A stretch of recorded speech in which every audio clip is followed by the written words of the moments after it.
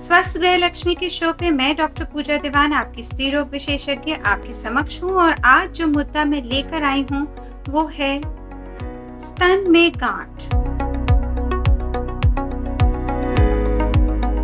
Breast lump यानी कि स्तन में गांठ। इसको सुनते ही मन में कुछ घबराहट सी होती है, एंजाइटी होती है। ऐसा विचार आता है कि मेरे साथ कुछ ऐसे ना हो, मेरे स्तन में, मेरे ब्रेस्ट में कुछ गड़बड़ी ना हो। ऐसा ना हो कि मेरे अंदर कैंसर मिले ब्रेस्ट का, ब्रेस्ट कैंसर से मैं पीड़ित ना हूँ। ये लंप कहीं कैंसर तो नहीं है। खुदा ना खास्ता मेरे साथ कुछ ऐसे गुजरे तो मैं क्या करूँगी। आइए सबसे पहले आपको जानकारी अच्छी बातों की देते हैं। और अच्छी बात यह है कि अगर 100 स्त्रियों को ब्रेस्ट का लंप यानी कि स्तन में गांठ महसूस होगी तो उसमें से 80% स्त्रियों को कैंसर नहीं है। वो गांठ ब्रेस्ट कैंसर की गांठ नहीं है, किंतु 20% लोगों को ब्रेस्ट कैंसर की गांठ मिल सकती है। इसमें अच्छी बात भी ये है कि ब्रेस्ट कैंसर की प्रिवेंशन करी जा सकती है, रोका जा सकता है, उसको जल्दी पहचाना जा सकता है और साथ में अर्ली डिटेक्शन भी करी जा सकती है। आइए जानते हैं कि किन किस्म की गांठें हो सकती हैं। मूलतः 3 किस्म की गांठ हो सकती है। पहली 2 गांठ कैंसर वाली नहीं है, non cancerous, non malignant, benign यानी कि कैंसर वाली गांठ नहीं है। ये 2 कंडीशंस में पाई जाती हैं। एक है fibrocystic disease of the breast, लंबा नाम है, और दूसरा है फाइब्रोएडिनोसिस, जिसमें जो लंप होता है उसको फाइब्रोएडिनोमा भी बोलते हैं। जानते हैं हम लोग कि जो ये फाइब्रोसिस्टिक डिजीज होती है वो क्या होती है। पहले तो ये समझिए कि ब्रेस्ट में जो गांठ होती है वो एक ओवर ग्रोथ है, मतलब जरूरत से ज्यादा ग्रोथ है। पर अगर वो जरूरत से ज्यादा ग्रोथ नियंत्रित है यानी कंट्रोल्ड ग्रोथ है तो वो नॉन कैंसरस होगी। पर अगर वो ओवर ग्रोथ अनकंट्रोल्ड है तो वो कैंसरस होगी। फाइब्रोसिस्टिक डिजीज में क्या होता है कि महिला को कोई एक गांठ महसूस नहीं होती, उसको ब्रेस्ट में अनेक डेले जैसे लम्प्स जैसे, जिसको अंग्रेजी में कहते हैं, जब हम आटा गूंथते हैं तो डोई फीलिंग होती है कि भाई कहीं यहाँ गांठ है तो कहीं वहाँ गांठ है, कहाँ है, बहुत सारी हैं, छोटी हैं, बस अलग जगह गांठें सी महसूस हो रही है, कोई एक गांठ नहीं होती। ये जो गांठ है ये एक सॉलिड गांठ नहीं है, ये पानी से भरी हुई थैलियां हैं, छोटी जिनको कि सिस्ट बोलते हैं, तभी इसको fibrocystic disease of the breast बोलते हैं। इसमें अमूमन कोई एक गांठ महसूस नहीं होती बल्कि पूरे ब्रेस्ट में ऐसी फीलिंग होती है जैसे डेले हों। दूसरी बात, ये यंग महिलाओं में यानी आमतौर से 35 के नीचे की महिलाओं में देखी जाती हैं, जो कि आमतौर पे हार्मोन की वजह से चेंजेस होते हैं और बहुत ही कम चांस है कि कभी भी कभार जाके ये कैंसर बने। इसमें आपको कैंसर की चिंता करने की जरूरत ही नहीं है। ये एजिंग के साथ भी देखी जाती है, हार्मोन्स के साथ भी देखी जाती है। पर इस सिचुएशन में आमतौर महिला ये भी कहती है कि मेरे स्तन में दर्द है। अब दर्द हर महिला को नहीं होती। कई महिलाओं को जिनमें स्तन में दर्द होती है उनको पीरियड आने से पहले भी तकलीफ होती है, पर इसका मतलब नहीं है कि उन सबको फाइब्रोसिस्टिक डिजीज होगी। किंतु जो महिलाओं को फाइब्रोसिस्टिक डिजीज है उनको ब्रेस्ट में दर्द महीने के समय भी हो सकता है, महीने से पहले भी हो सकता है, बाकी समय भी हो सकता है, और जितना बाकियों को होता है उससे ज्यादा होता है। ये तो हुई फाइब्रोसिस्टिक डिजीज, घबराने की बात नहीं है इसमें। दूसरी है फाइब्रोएडिनोसिस। इसमें जो लंप होता है, ठीक है ना, वो लंप जो है वो एक लंप या एक से ज्यादा भी हो सकता है। हर लंप यानी हर गांठ अलग अलग महसूस होती है, ये अलग है, वो अलग है, वो अलग है।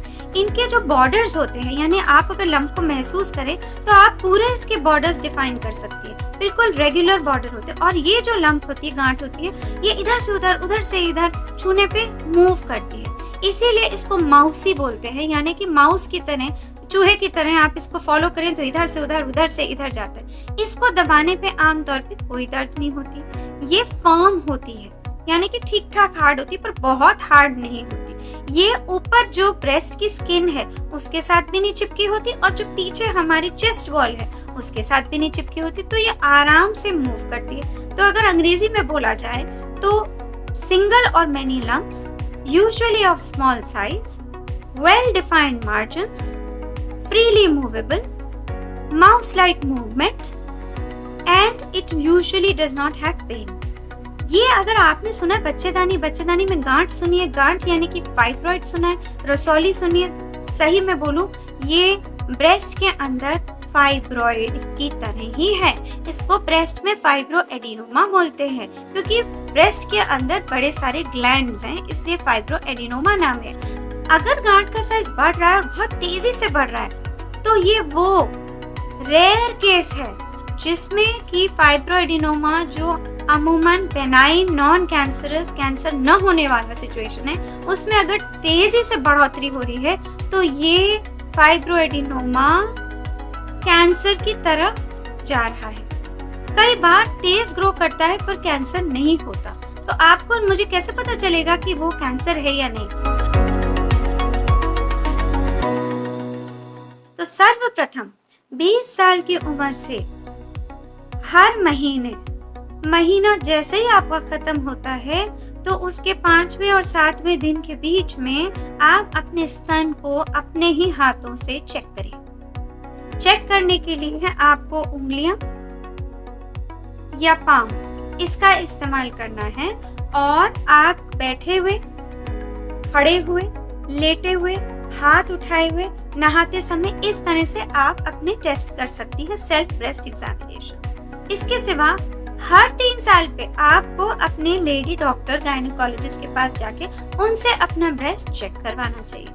और जब आप 40 की हो जाए या 45 की, अलग अलग देशों में अलग अलग बातें हैं, पर आमतौर पे जब आप 40 साल के हो जाएं तो हर साल आप अपनी मैमोग्राफी कराएं। यदि आपके घर में कोई हाई रिस्क फैक्टर है कि घर में किसी को कैंसर हुआ है, खासकर अगर ब्रेस्ट कैंसर आपकी माँ की तरफ से हो यानी कि आपके ननिहाल की तरफ से हो, इसके सिवा अगर उनको यंग एज में ब्रेस्ट कैंसर हुआ है ना, तो उसमें आपको अपनी जांच 35 साल की उम्र से ही आप अपनी सोनोग्राफी लगातार करा सकती हैं। और जो भी उम्र सबसे छोटे केस की उम्र थी, यानी जिन महिला को जो सबसे छोटी उम्र में थी, जिनको पहले हुआ, उससे 5 साल पहले से आप अपनी जांचें करा सकते हैं। अब सवाल यह है कि कौन सी जांचों के बारे में मैं बात कर रही हूँ।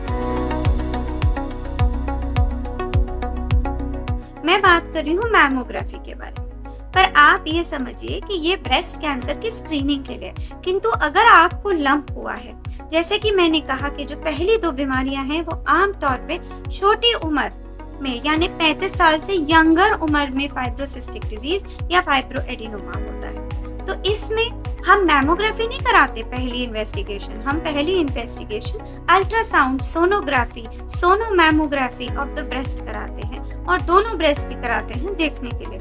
यदि उसमें कोई शंका लगती है तो हम मैमोग्राफी कराते हैं, और अगर उसके बावजूद भी कोई शंका लगती है तो हम लोग जो लंप है, उस लंप किस किस्म का लंप है वो, उस लंप में क्या कोई शंका है कैंसर की कि नहीं, चाहे हमें फाइब्रोएडिनोमा लग रहा है, चाहे हमें ये ब्रेस्ट कैंसर का लग रहा है। खासकर अगर फाइब्रोएडिनोमा में फाइब्रोएडिनोमा का साइज 3 सेंटीमीटर से ज्यादा है। 3 सेंटीमीटर कितना होगा? 1, 2, 3, इससे ज्यादा का साइज है पूरे गोलाई में, तो हम उस ब्रेस्ट के लंप की जरूर बायोप्सी करते हैं और कोशिश करते हैं कि वो लंप निकाल दें। अब बायोप्सी कैसे होती है? पतली सी सुई, बिल्कुल पतली सी सुई, जैसे सुई धागा होता है, पतली सी सुई को हम या तो मैमोग्राफी की गाइडेंस में या अल्ट्रासाउंड की आमतौर पे गाइडेंस में डालते हैं और उसमें से जो भी लिक्विड या सॉलिड टिश्यू होता है उसको निकालते हैं। साथ में अगर ये हमारे को सफाइस ना करे तो हम ट्रू कट बायोप्सी यानी ज्यादा बड़ा पीस ले लेते हैं। इसमें ब्रेस्ट को कोई हानि नहीं होती, कोई खतरा नहीं होता, कोई बड़ा चीरा नहीं लगता, कोई ऐसी बात नहीं। और अगर हमें फाइब्रोएडिनोमा का जब हमने ये पानी निकाला, ये टिश्यू निकाला, तो हमने इसको टिश्यू की टेस्टिंग के लिए भेजा पैथोलॉजिस्ट के पास, हिस्टोपैथोलॉजी के लिए, और हमको पता चलता है कि इसके अंदर कैंसर है या नहीं है। यदि कैंसर है तो ट्रीटमेंट बिल्कुल ले लेता है, और अगर नहीं है तो ये फाइब्रोएडिनोमा है, और अगर ये छोटे साइज का है तो हमने इसको छोड़ देना है, हमने इसको ऑब्जर्व करना है, मरीज को कितनी तकलीफ है उसके हिसाब से देखना है। यदि अचानक से वो ग्रो करता है तो हम उसको निकालते हैं क्योंकि हम उसमें कैंसर की शंका रखते हैं। पर आपको एक बात समझनी है कि आमतौर पे जो ब्रेस्ट लंप है, ब्रेस्ट में गांठ है, 80% चांस है कि उसमें कैंसर नहीं है।